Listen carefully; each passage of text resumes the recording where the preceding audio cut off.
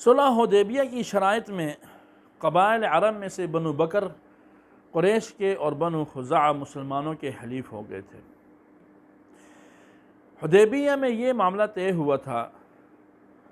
کہ اگر کوئی بھی کسی کے حلیف سے جنگ کرے گا تو سب کو اس کا ساتھ دینا پڑے گا، یعنی اگر بنو بکر خزاعہ سے جنگ کرتے ہیں اور معاہدہ جو کوئی بھی توڑتا ہے تو باقی قبائل اس کے خلاف اٹھ کر کے آ جائیں گے۔ بنو بکر نے قریش کو مدد کے لیے ابھارا،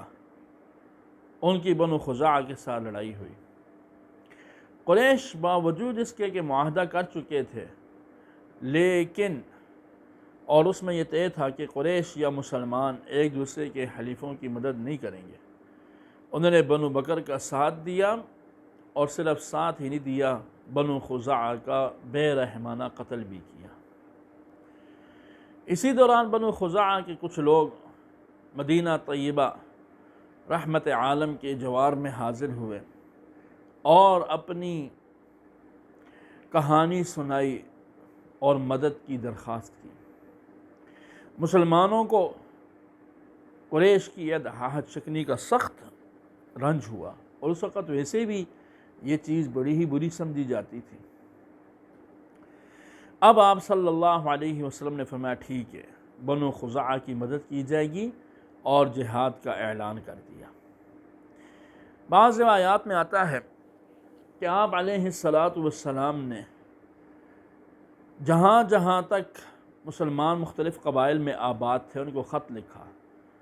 کہ جو کوئی اللہ اور اس کے رسول پر ایمان لاتا ہے وہ سارے کے سارے مدینہ طیبہ رمضان شریف میں پہنچ جائیں، اور سب نے یہ رمضان مدینہ طیبہ میں گزارنا ہے۔ اب حضور علیہ السلام جب مکہ کے لیے نکلتے ہیں تو 10,000 قدوسیوں کا لشکر آپ کے ساتھ ہے، اور وہ تورات کی ایک پیشن گوئی پوری ہوتی ہے کہ رب کا نور فاران کی چونٹیوں سے نمودار ہوگا اور اس کے جلوں میں 10,000 قدوسیوں کا لشکر ہوگا۔ چنانچہ آپ علیہ السلام تشریف لاتے ہیں۔ مشورہ یہ ہوتا ہے کہ بڑی رازداری سے جائیں گے اور مکہ کے بالائی حصے سے داخل ہوں گے، اور پہلے جب ہم پڑاؤ کریں گے تو اس پڑاؤ کا طریقہ یہ ہوگا کہ خیمے فاصلے پر ہوں گے، کیونکہ اگر کوئی مکے کی پہاڑیوں سے چڑھ کر کے دیکھے تو پہلے بھی یہ بہت بڑا لشکر ہے، پھر اسے یہ لشکر ایک بہت بڑی فوج دکھائی دے گی۔ آج بھی دنیا کا بڑے سے بڑا سپاہ سالار امام الانبیاء والمرسلین جناب محمد الرسول اللہ صلی اللہ علیہ وآلہ وصحبہ وسلم کی یہ حکمت عملی جب سوچتا ہے یا دیکھتا ہے تو عش عش کر اٹھتا ہے کہ نبی آخر الزمان جناب محمد الرسول اللہ صلی اللہ علیہ وآلہ وصحبہ وسلم نے کیا حکمت عملی اختیار فرمائی تھی اور دشمن پر کیسا رعب طاری کر دیا تھا۔ اب حضور علیہ السلام چلے، ادھر پتہ تو لگ گیا کفار قریش کو، ابو سفیان آتے ہیں، کبھی کس طرح چاہتے ہیں کہ یہ جنگ ٹل جائے۔ روایات میں آتا ہے وہ کبھی اپنی صاحبزادی حضرت رملہ کے ہاں گئے، ام حبیبہ رضی اللہ عنہا، کبھی حضرت علی سے منت کرتے ہیں، کبھی حضرت عمر سے پوچھتے ہیں، لیکن سب نے کہا نہیں، اب حضور نے اذن عام کر دیا ہے، اب جنگ ہو کر کے رہے گی۔ آپ صلی اللہ علیہ وسلم 10 سال کے بعد اسی مکہ میں فاتحانہ داخل ہو رہے ہیں جہاں سے بے سر و سامانی کے عالم میں آپ کو نکلنے پر مجبور کر دیا گیا تھا، لیکن آپ کے آنے کا انداز بھی عجیب ہے۔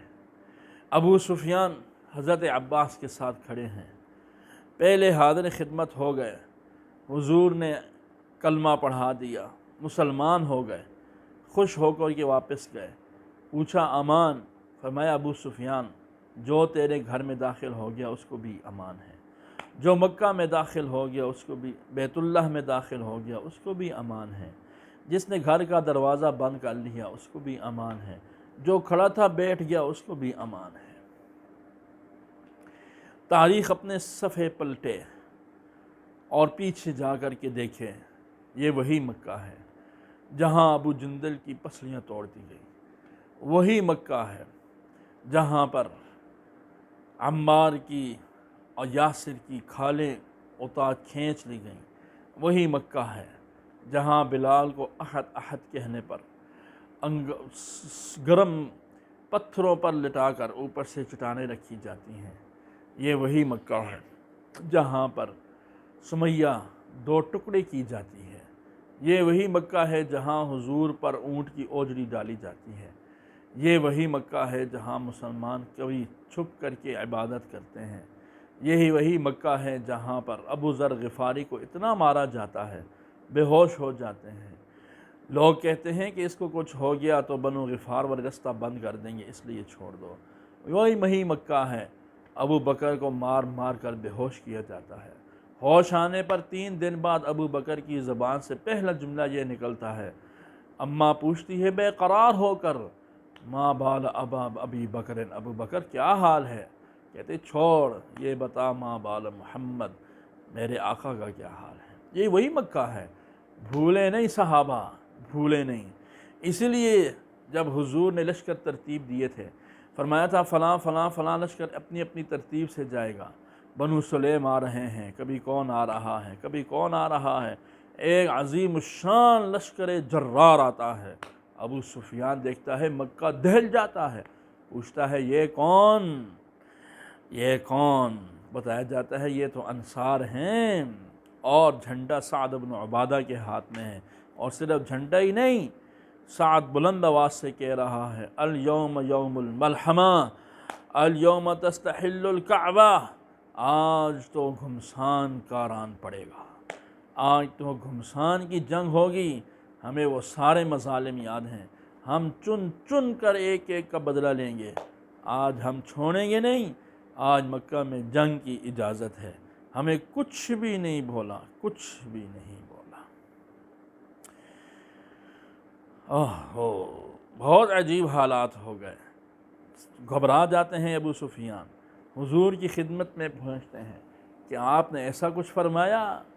رحمت للعالمین فرماتے ہیں نہیں، الیوم یوم المرحمہ،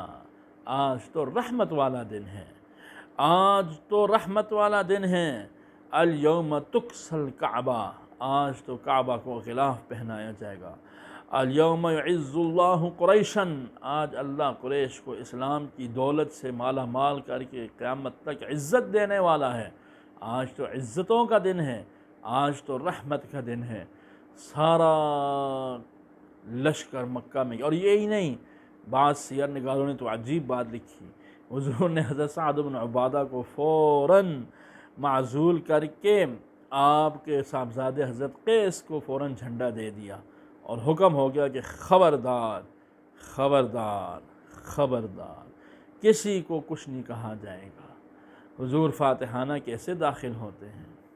قصواء پر آپ تشریف فرما ہیں، اور آپ کا سر مبارک یوں آگے ہو کر اس کی کوہان سے لگا ہوا ہے،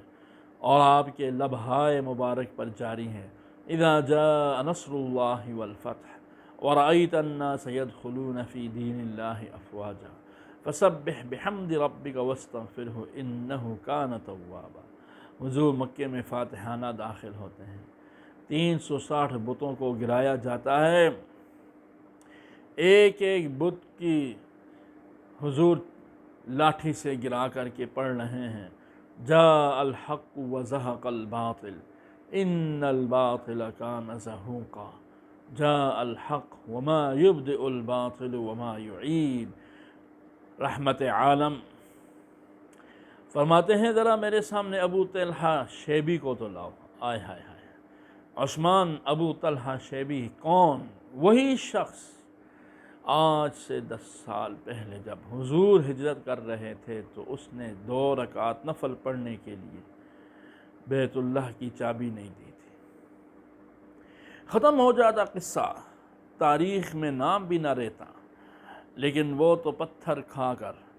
پتھر مارنے والوں کو دعائیں دینے والے نبی تھے، وہ تو گالیاں دینے والوں کو اور زیادہ مغفرت طلب کرنے والے ہیں، آج اذان کے لیے تو حکم کو بلال کو ہوتا ہے کہ آپ آج کعبے پہ اذان دیجیے، بڑی ماریں کھائی ہیں تو نے نا، بڑی تکلیفیں اٹھائی ہیں، آج بیت اللہ پر اذان بھی تو دے گا۔ اس کے بعد فرمایا بلاؤ اس کو عثمان، طلحہ، ابو طلحہ عثمان شیبی کو۔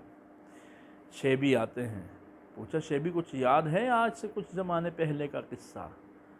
پوچھا عرض کیا کیسے بھول سکتا ہوں؟ فرمایا اب کیا خیال ہے؟ کہا میں کریم کے سامنے کھڑا ہوں۔ حضور نے فرمایا لے لے چابی،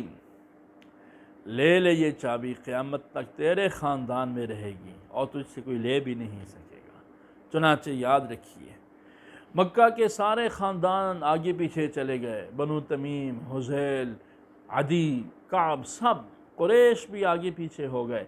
لیکن آج 1400 سال بعد بھی شیبی خاندان بھی آباد اور ان کے پاس حضور کی دی ہوئی چابی بھی موجود ہے۔ کسی دور میں کسی بادشاہ نے ان سے وہ چابی لے لی تھی، پھر بڑے بڑے اعیان مملکت کھولتے رہے لیکن نہیں کھلتی تھی، پھر ان کو شرمندہ ہو کر پیغام بھیجا، انہوں نے آگے اپنے گھر کا چھوٹا سا بچہ بھیج دیا، اس بچے نے جو ہی چابی گھمائی بیت اللہ کا دروازہ کھل گیا،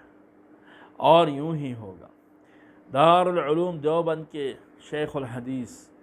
حضرت مولانا فخر الدین صاحب رحمۃ اللہ تعالی علیہ حج کے لیے جب تشریف لے گئے، ایک خط، ایک قرآن کریم اور ایک ہندی تلوار جسے المحنر کہا جاتا ہے، یہ لے گئے تھے اور وہاں شیبی خاندان کو دیا کہ میری یہ 3 امانتیں حضرت امام مہدی حضرت عیسیٰ علیہ السلام تک پہنچا دینا، اگر میں زندہ رہا تو خود اس سے جہاد کروں گا، ورنہ ان سے کہنا میری اس تلوار سے جہاد کریں، کیونکہ فرماتے ہیں یہ یقین ہے کہ اور کوئی مکہ میں وہ خاندان رہا یا نہ رہا، یہ خاندان ضرور رہے گا۔ چنانچہ جس طرح آج بھی اس خاندان کے ہر مسند نشین کو وہ کنجی دی جاتی ہے، ساتھ میں یہ 3 امانتیں بھی دی۔